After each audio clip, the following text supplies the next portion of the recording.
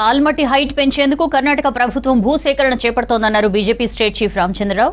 తెలంగాణకు జరిగే నష్టంపై సీఎం రేవంత్ రెడ్డి ఎందుకు మాట్లాడడం లేదని ప్రశ్నించారు. నీటి అంశంలో బీఆర్ఎస్ మాదిరిగానే కాంగ్రెస్ తెలంగాణకు అన్యాయం చేస్తోందని ఆరోపించారు. ఆల్మట్టి హైట్ పెరిగితే మహబూబ్ నగర్, నల్గొండ ఎడారయ్యే అవకాశాలను హెచ్చరించారు.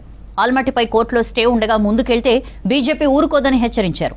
తమ ఛత్తీస్గఢ్ ప్రభుత్వం సమ్మక్క సారక్క ప్రాజెక్టుకు నో అబ్జెక్షన్ సర్టిఫికేషన్ ఇచ్చిందన్నారు. మంత్రి ఉత్తమ్ కుమార్ రెడ్డిని కర్ణాటక ప్రభుత్వంతో చర్చించాలన్నారు రామచంద్రరావు. అక్కడ ఉన్నటువంటి హైట్ 519 నుంచి 524 చేసే ప్రయత్నం చేసింది. కానీ అది ఉమ్మడి ఆంధ్రప్రదేశ్ అప్పుడు సుప్రీంకోర్టులో దాని మీద స్టే తీసుకోవడం జరిగింది. అంటే కొన్ని సంవత్సరాలుగానే వాళ్ళు ల్యాండ్ ఎక్వైర్ చేస్తూ ఉన్నారు.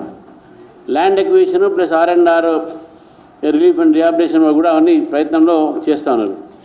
ల్యాండ్ ఎక్విజిషన్ ఎందుకు చేస్తున్నారంటే రేపు ఫ్యూచర్లో ఈ యొక్క హైట్ని పెంచేటటువంటి ఉద్దేశంతో ఇప్పుడు ఉన్న స్టోరేజ్కు అది సరిపోదు కాబట్టి హైట్ పెంచితే ఎక్కువ ఎక్విజిషన్ కావాలని చెప్పేసి ఈ ప్రయత్నం చేస్తాను.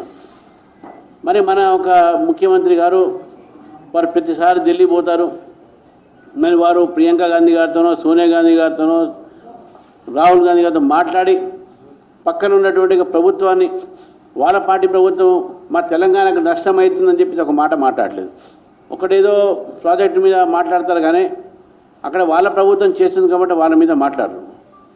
నేను ఈ ప్రభుత్వాన్ని అడుగుతా ఉన్నాను, మీరు గతంలో ఏదైతే తెలంగాణకు బీఆర్ఎస్ ప్రభుత్వం ఏదైతే నష్టం చేసిందో నీటి వాటా విషయంలో కానీ నీటి యొక్క సంబంధించిన దాంట్లో కానీ మీరు సేమ్ అదే కంటిన్యూ చేస్తూ ఉన్నారు.